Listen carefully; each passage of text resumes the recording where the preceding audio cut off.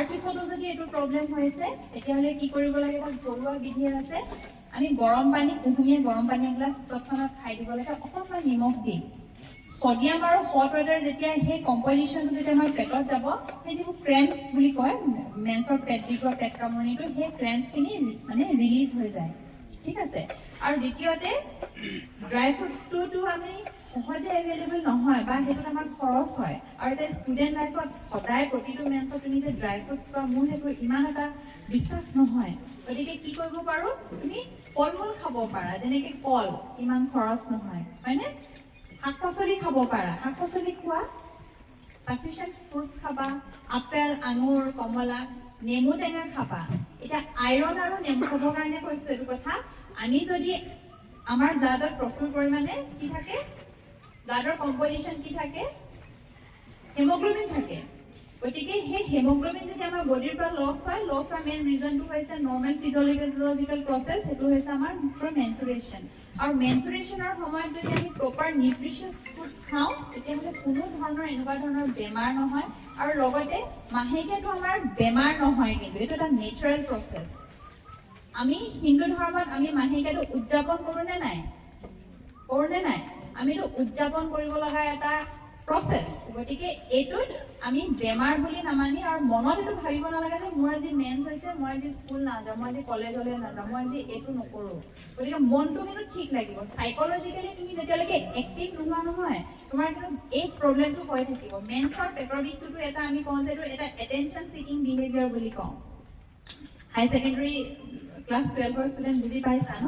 Attention seeking behaviour মানে আমি বিচাৰোঁ যে কোনোবা আমাক অলপ মৰমৰ মাত এষাৰ দিয়কচোন, মোৰ মেন্স হৈ আছে, মোৰ অকণমান পেটটো বিষাইছে, এটা ব্লাড ফ্ল' হৈ আছে, অভিয়াছলি কিবা এটাতো নৰ্মেলতকৈ ডেভিয়েট হ'ব, বুজি পাইছা?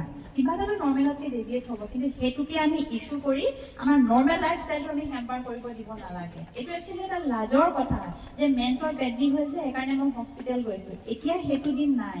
এতিয়াৰ দিনটো হৈছে কি, আচ্ছা মোৰ মেন্সৰ পেটৰ বিষ হয়, মেন্সৰ সময়ত তেতিয়াহ'লে মই কিছুমান প্ৰিকশ্যন ল'ম। প্ৰিকশ্যন হিচাপে কি, মই চাফিচিয়েণ্ট নিউট্ৰিচিয়াছ ফুডছ খাম, সেইকেইদিন চাফিচিয়েণ্ট ৱাটাৰ খাম, পানী খাম। আৰু লগতে কি হ'ব, যদি বেছি মেন্সৰ পেটৰ বিষ হয় তেতিয়াহ'লে কি খাব কৈছোঁ, বেছিকৈ নিমখ দি এগিলাচ কুহুমীয়া পানী খাবা, যিটোৱে মেন্সৰ পেটৰ বিষটো ৰিলিজ কৰে। গম পাইছানে? গতিকে মই আশা ৰাখিম এনেকুৱা ধৰণৰ যদি কাৰোবাৰ মেন্সৰ পেটৰ বিষ হয়, কোনেও যাতে ডক্টৰৰ ওচৰলৈ নাযায়। ডক্টৰৰ ওচৰলৈ যোৱা মানে এইটোৱে প্ৰমাণ কৰিব যে ছোৱালীজনীয়ে নিজৰ যত্ন নলয়, মেন্সৰ সময়ত পেটৰ বিষ হয় বুলি ডক্টৰৰ ওচৰত আহিছে। কিন্তু তাইৰ ডায়েটটো ঠিক নহয়, চাফিচিয়েণ্ট হাইড্ৰেশ্যন লেভেলটো নাই, আৰু লাইফ ষ্টাইলটো মডিফাই কৰিব লাগিব। হ'লনে আনচাৰটো পাইছা? ঠিক আছে, থেংক ইউ। নমস্কাৰ বাইদেউ, মই অনুষ্ঠানটো নাপালোঁ বাৰু, মোৰ দাঁতৰ বিষ হৈ আছিলে, হস্পিটেল গৈছিলোঁ, মই এতিয়া পাইছোঁহিহে। অন্ধবিশ্বাসৰ ওপৰত নাটক এখনো হ'ল বুলি কৈছিলে। মই কুৱেশ্যনটো অন্ধবিশ্বাসৰ পিনে মই গতি দিব বিচাৰিছোঁ। মোৰ প্ৰশ্নটো হ'ল যে আমি আমাৰ গাঁও সমাজত বিশেষকৈ অন্ধবিশ্বাসটো বহুত পৰিমাণে বৰ্তমান সময়তো প্ৰচলিত হৈ আছে। এই ক্ষেত্ৰত মানে আমি কোনবিলাক ক্ষেত্ৰত অন্ধবিশ্বাসটো মানিব লাগে বা কোনবিলাক ক্ষেত্ৰত মানিব নালাগে? ধৰি লওক আমি এতিয়া দেখিবলৈ পাওঁ কাৰোবাৰ পেট বিষ হৈছে বা এটা মানে জিকিনি লাগিলে বুলি মানে গাঁও সমাজত প্ৰচলিত আছে, মানে বিশেষকৈ পেট বিষালে, গাটো বেয়া লাগিলে, জিকিনি লাগিলে, কিবা ভূতে পালে, তেনেকুৱা ধৰণৰ কথাবিলাক শুনিবলৈ পাওঁ। এই ক্ষেত্ৰত আমি কেনেকুৱা ধৰণৰ ব্যৱস্থা ল'ব লাগে সেই বিষয়ে অলপ ক'লোঁ। ভালো হৈ যায়, হয়নে নহয়? সেইটো হৈছে টোটেলি এটা চাইকলজিকেল পইণ্ট অফ ভিউ। আৰু মই যিহেতু চাইকেট্ৰি স্পেচিয়েলিটি, কথাটো কি হৈছে, মই এটা সৰু উদাহৰণ দিম। কথাটো কি হৈছে, মই যেতিয়া তেজপুৰ মেণ্টেল হস্পিটেলত স্পেচিয়েলাইজেশ্যনৰ কাৰণে গৈছোঁ, প্ৰথম ময়ো এনেকৈ নৰ্মেলি নাৰ্ছিং কৰি গৈছোঁ। তেতিয়ালৈকে মোৰ তেনেকুৱা কোনো ধৰণৰ চাইকেট্ৰিক পেচেণ্টৰ লগত এনকাউণ্টাৰ হোৱা নাছিলে। প্ৰথম গৈ দেখিছোঁগৈ এজনী ছোৱালী 12টা বছৰ ঘৰৰ ভিতৰত শিকলিয়ে বান্ধি থৈ দিছে। আৰু যেতিয়া তাই হস্পিটেললৈ লৈ গৈছে, তেতিয়া দেখিছোঁ চুলিবোৰ দীঘল, আউল বাউল, লেতেৰা, নখবোৰ দীঘল, আৰু ছোৱালীজনীয়ে নিজৰ আঙুলিটো কামুৰি কামুৰি খাই আছে, যেনেকৈ আমি এটা ললিপপ খাই থাকোঁ। তেতিয়া অনুভৱ কৰিলোঁ যে ছোৱালীজনী চাগে এইটোৱে চাগে মানসিক ৰোগ। এতিয়া এটা কথা হ'ল কি, মানসিক ৰোগ বুলি ক'লে ৰোগীয়ে কেতিয়াও ক'ব নাজানে যে মোৰ মানসিক ৰোগ হৈছে। মই এইটো বেলেগ পইণ্টত আনিছোঁ, কিন্তু চাইকলজিকেল পইণ্ট অফ ভিউ, ঠিক আছে?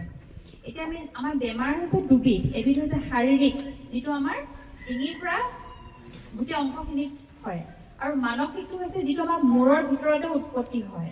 এতিয়া কথাটো হৈছে আমাৰ যদি মনটো খুব বেছি বেয়া লাগে, সেইটো আমি শাৰীৰিক বেমাৰ ভাবিম নে মানসিক বেমাৰ বুলি ল'ম? মন বেয়া লগা মানসিক। তেনেকেই এক্সাম্পলটো তেনেকেই এতিয়া তুমি যেনেকে কৈছা যে গাটো বেয়া লগাৰ লগে লগে বেজৰ ওচৰলৈ যায়, জিকিনি লাগিছে আৰু পানীটো আনি দিয়ে, ভাল হৈ গৈছে, মানে কি তাত মানসিক ধৰণে ইছ্যু এটা আছে। এতিয়া ইছ্যু বুলি মই ক'ব নিবিচাৰো, কিয় মই যিখন সমাজৰ পৰা আহিছো সেইখন সমাজতো কিন্তু এইটো প্ৰব্লেম মই পাইছিলো।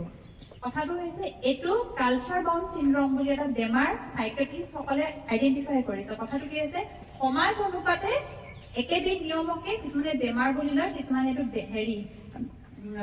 বেয়া বস্তু লাগিছে বুলি লয়। গতিকে কিছুমান সমাজত প্ৰচলিত এইবোৰ ভুল ধাৰণা। আচলতে একেমুখে কম, এইটো এটা হৈছে ভুল ধাৰণা। ভুল ধাৰণাটো হৈছে কি আমি সাইকলজিকেলি ভাবি লৈছো যে হয় এইটো কিবা বেয়া বস্তু লাগিছে, পানীটো খালে ভাল হ'ব। এই যে পানীটো খালে ভাল হ'ব বুলি মনটোত ভাবি ললো, পানী জাৰিব যোৱাৰ লগে লগে গাটো আমাৰ লাহে লাহে ভাল লাগে একেলেই, কিন্তু আমি খোৱাই নাই পানীটো।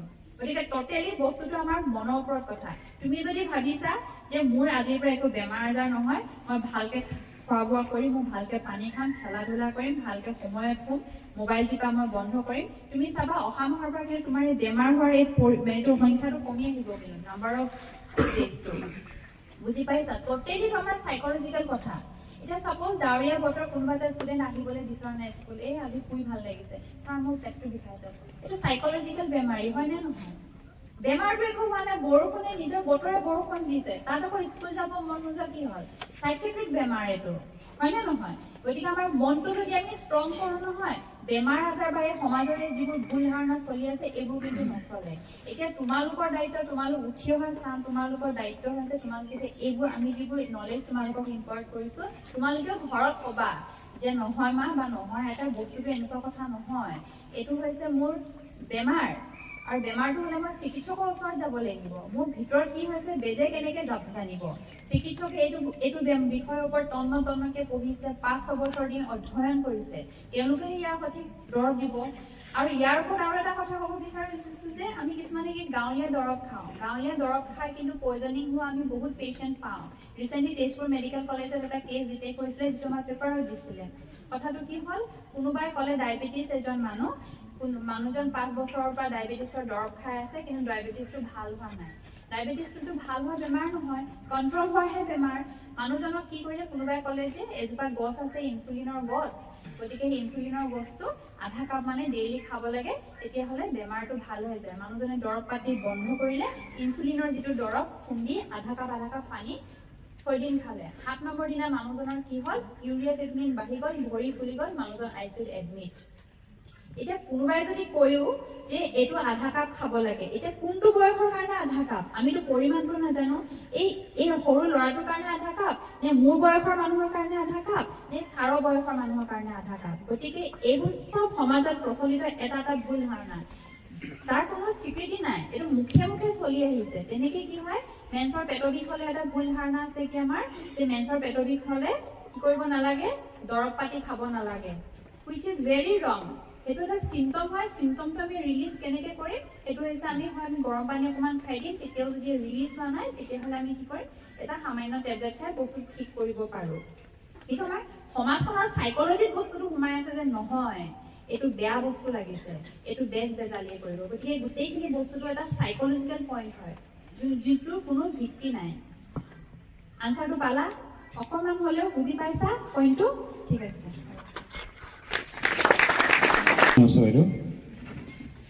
মহিলাসকলৰ যেতিয়া ঋতুস্ৰাৱ হয়, সেই সময়ছোৱাত আমি দেখা পাওঁ ছোৱালীবিলাকে আমাৰ হোষ্টেলত যিটো থাকে, হট বেগ এটা আছে, ইজনীয়ে কৰা কৰি লাগি থাকে, আমি সেইটো দেখা পাওঁ। তো হট বেগেই হওক বা আপোনাৰ কোল্ড ৱাটাৰেই হওক, পেটত দিয়া বা পিঠিত দিয়া, যিটো আমি দেখা পাইছোঁ, তো সেইটো একচুৱেলি মানে কেনেধৰণে দিব লাগে নে নালাগে, প্ৰথম কথা সেইটো। দ্বিতীয় কথাটো হ'ল কি, যদিও দিয়ে মানে কেনেধৰণে দিব লাগে, দিয়াৰো যদি কিবা এটা প্ৰক্ৰিয়া থাকিব পাৰে, ত' সেই কথাখিনি হয়তো আমাৰ ষ্টুডেণ্টবিলাকে নাজানে, চ' সেইটো এবাৰ কৈ দিলে ভাল হ'ব। ঠিক আছে, প্ৰথম কথাটো হৈছে কি, এইটো এটা নৰ্মেল প্ৰচেছ। এতিয়া ইয়াতো সাইকলজি জড়িত হৈ আছে। মোৰ মেন্স হৈছে, মোৰ পেটটো বিষাব